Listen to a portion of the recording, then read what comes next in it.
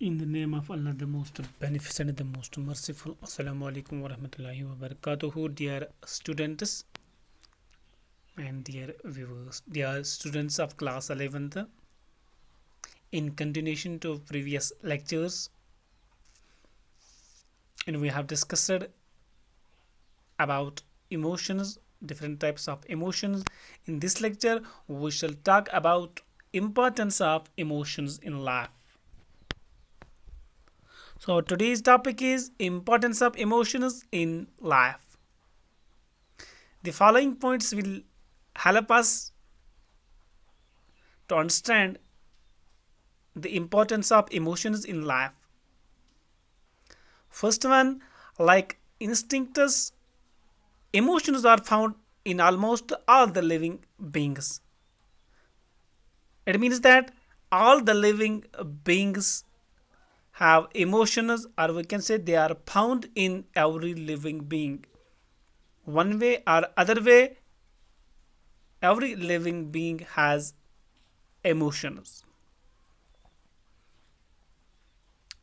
Next one, they play a vital role in determining the aims and objectives of our activities.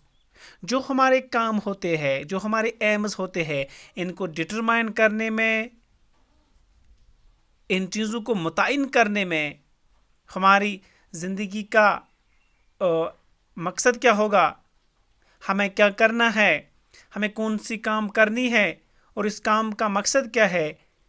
जो emotions है, emotions का इसमें बड़ा अहम रोल रहता है.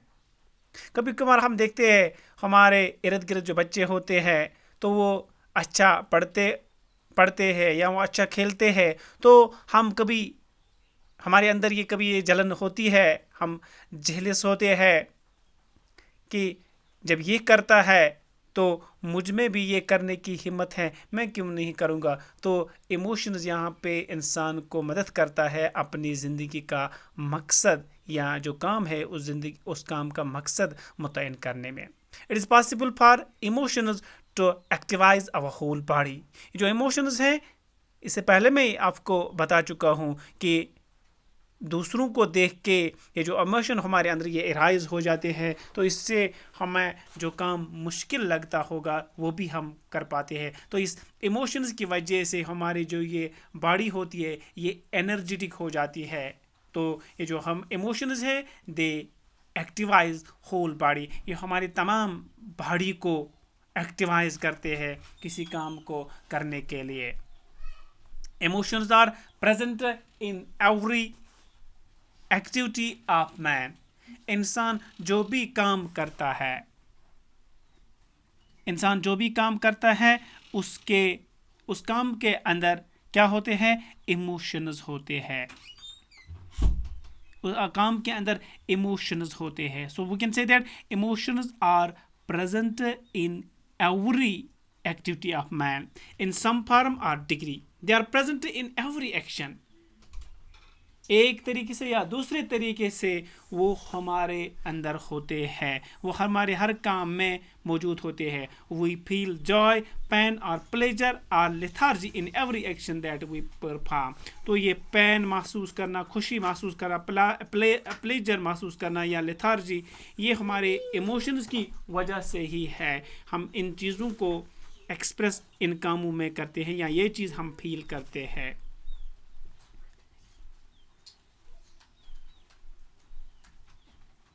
Emotions influence external as well as internal behaviour.